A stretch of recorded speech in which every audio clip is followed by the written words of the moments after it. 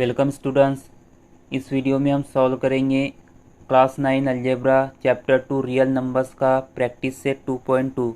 इसे सॉल्व करने के पहले हम टेक्स्ट बुक में दिए गए एग्जाम्पल को समझेंगे और उसके बाद प्रैक्टिस सेट 2.2 सॉल्व करेंगे। तो हमें यहाँ प्रूव करना है √2 इज़ इरेशनल नंबर है and this can be prove by using indirect proof. Indirect proof क्या होता है?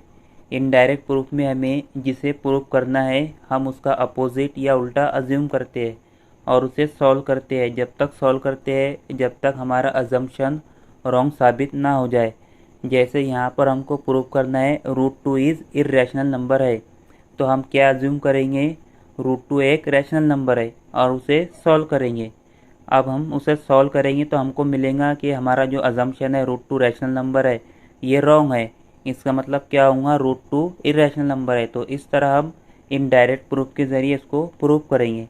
तो हम यहाँ पर अज्यूम करेंगे, late us assume that √2 is rational number. अब √2 रैशनल नंबर है तो हम इसे P/Q के फॉर्म में लिख सकते हैं। ओके, और P/Q is the reduce form of rational number, hence P and Q have no common factor other than 1। अब रिड्यूस फॉर्म क्या है? जैसे 9/6, इसके कॉमन फैक्टर क्या है? 3 है और 1 है। ओके, क्योंकि 3 के टेबल में आता है 9 और 6 भी 3 के टेबल में आता है। हम इसको कैंसिल कर सकते हैं।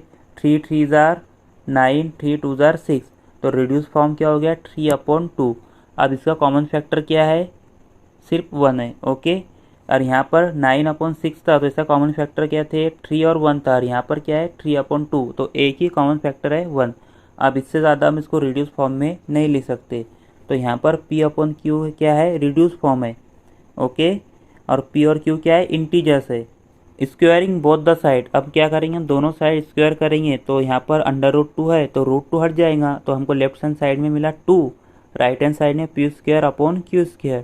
अब ये Q² इधर लेफ्ट हैंड साइड में चला गया तो हमको क्या मिला? 2Q² = P²। अब हमको क्या मिला? P² की वैल्यू क्या मिला? P² = 2 multiplied by something. तो देखिए, जो इवन नंबर होता है वो मल्टीपल होता है 2 का। जैसे 8 को हम लिख सकते हैं 2 मल्टीप्लाइड बाय 4, या कोई भी इवन नंबर किसका मल्टीपल होता है? 2 का मल्टीपल होता है। या फिर हम इवन नंबर को क्या बोलते हैं? 2 के टेबल में जो भी नंबर आते हैं वो क्या होते हैं? इवन नंबर होते हैं। तो देखिए यहाँ पर 2 मल्टीप्लाइड बाय समथिंग मतलब P² क्या हो गया? इवन नंबर हो गया। जब P² इवन हो गया तो P भी क्या होगा? इवन होगा। तो यहाँ पर देखिए P² is even, therefore P is also even, means 2 is the factor of P। अब देखिए यहाँ पर 4² हमको मिला 16, तो 4² क्या है? इवन है, तो 4 भी क्या होगा? इवन। मतलब इवन नंबर का हम अगर स्क्वायर करेंगे तो हमको इवन नंबर ही मिलेगा। तो इसीलिए हमने क्या लिखा यहाँ पर? P² इवन है तो P भी क्या होगा? इवन होगा। जैसे यहाँ पर देखिए 8², 8 का हम स्क्वायर करेंगे तो हमको क्या मिलेगा? 64, तो हमको इवन नंबर ही मिला यहाँ पर, और इसका मतलब क्या होगा? 8 भी क्या होगा? इवन होगा। ओके, तो यहाँ पर लिखा हमने P is also even, means 2 is a factor of P। अब P भी इवन नंबर हो गया तो अब इवन नंबर का फैक्टर क्या होता है? 2 होता है। तो हम इसे लिख सकते P = 2 multiplied by something.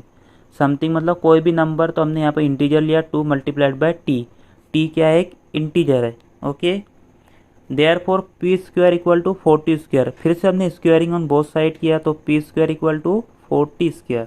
Okay, अब हमने देखिए P² की वैल्यू हमने यहाँ पर पुट की। P² कितना होता है? 2Q² है। ओके, तो हमने यहाँ पर पुट की तो 2Q² = 40²। ओके, अब देखिए यहाँ पर लेफ्ट हैंड साइड में 2 है, राइट हैंड साइड में 4 है। अगर 2 से डिवाइड कर देंगे बोथ साइड तो हमको क्या मिलेगा? Q² = 2T²।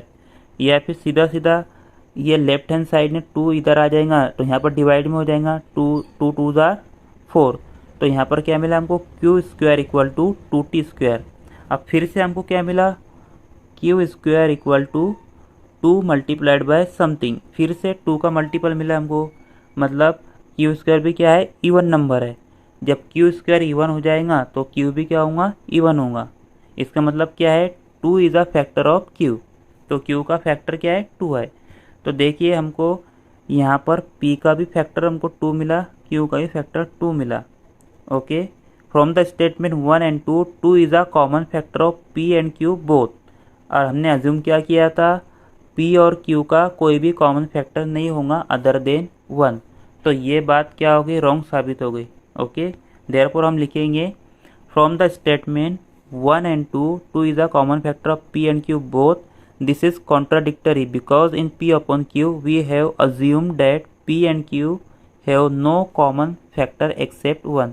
तो हमने अज्यूम क्या किया था, p और q का कोई भी कॉमन फैक्टर नहीं होगा अदर देन 1, सिर्फ 1 ही होगा, लेकिन यहाँ पर एक और फैक्टर मिल गया हमको 2।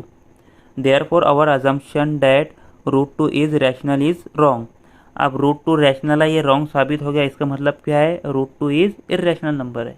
ओके, तो इस तरह हमको प्रूफ करना है इनडायरेक्ट प्रूफ के जरिए। अब हम प्रैक्टिस सेट 2.2 के क्वेश्चन सॉल्व करेंगे। फर्स्ट क्वेश्चन है show that 4 into √2 is an irrational number. अब हमें इसे इर्रेशनल नंबर प्रूफ करना है, तो इसे भी हम इनडायरेक्ट प्रूफ के जरिए प्रूफ करेंगे। तो हम अज्यूम करेंगे 4 into √2 एक रैशनल नंबर है। So let us assume that 4 into √2 is a rational number. अब 4 into √2 ये रैशनल नंबर हो गया, तो हम इसे क्या लिख सकते हैं, p upon q के फॉर्म में लिख सकते हैं। Therefore 4 into √2 equal to p upon q, where p and q are integers and q is not equal to 0। अब देखिए यहाँ पर लेफ्ट हैंड साइड में 4 है, तो राइट हैंड साइड में चला जाएगा, तो क्या हो जाएगा p upon 4q। ये यहाँ से नीचे चला गया, तो p upon 4q। Therefore √2 equal to p upon 4q। तो देखिए p एक इंटीजर है, q भी एक इंटीजर है, 4 भी एक इंटीजर है। अब इनका हम कैलकुलेशन करेंगे तो हमको रैशनल नंबर ही मिलेगा ना। इसका हम कैलकुलेशन करेंगे तो हमको रैशनल नंबर ही मिलेगा, मतलब √2 इक्वल टू रैशनल नंबर। तो हम लिखेंगे यहाँ पर since p and q are integers therefore p upon 4q is a rational number. अब देखिए p upon 4q rational number है, इसका मतलब क्या है, √2 भी क्या है, रैशनल नंबर है। And so √2 is a rational number, but we know that √2 is an irrational number. लेकिन हमें पता है कि √2 क्या है, इर्रेशनल नंबर है। ओके, तो देखिए यहाँ पर राइट हैंड साइड में ये क्या है, रैशनल नंबर है, तो इसका मतलब क्या है, लेफ्ट हैंड साइड में √2 भी क्या है, रैशनल नंबर है। लेकिन हमको पता है √2 क्या है, इर्रेशनल नंबर है। Therefore our assumption is wrong. Therefore 4 into √2 is an irrational number. तो इस तरह हम इसे प्रूव कर सकते हैं। इसके बाद नेक्स्ट क्वेश्चन है prove that 3 + √5 is an irrational number. फिर से हम इसे इनडायरेक्ट प्रूफ के जरिए प्रूफ करेंगे। हमको इर्रेशनल प्रूफ करना है, तो हम इसको क्या मान लेंगे, rational number. Let us assume that 3 + √5 is a rational number. अब रैशनल नंबर है तो हम इसे p upon q के फॉर्म में लिख सकते।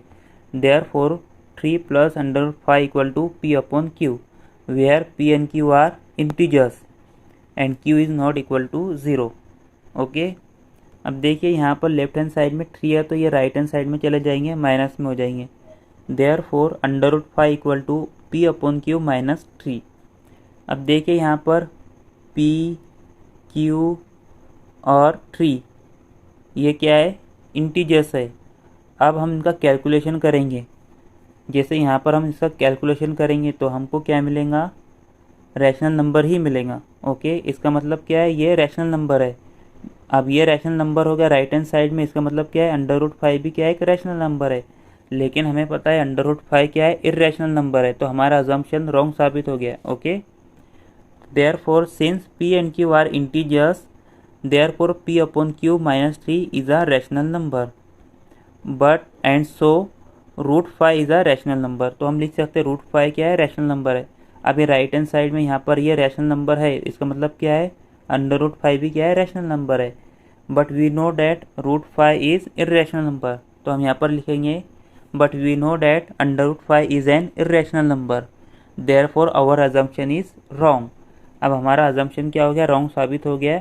3 + √5 एक रैशनल नंबर है, therefore 3 + √5 is an irrational number. तो इस तरह हम सॉल्व करेंगे। तो हमने यहाँ पर प्रैक्टिस सेट 2.2 का क्वेश्चन नंबर 1 और 2 सॉल्व किया। क्वेश्चन नंबर 3 और 4 हम इसके बाद के वीडियो में सॉल्व करेंगे।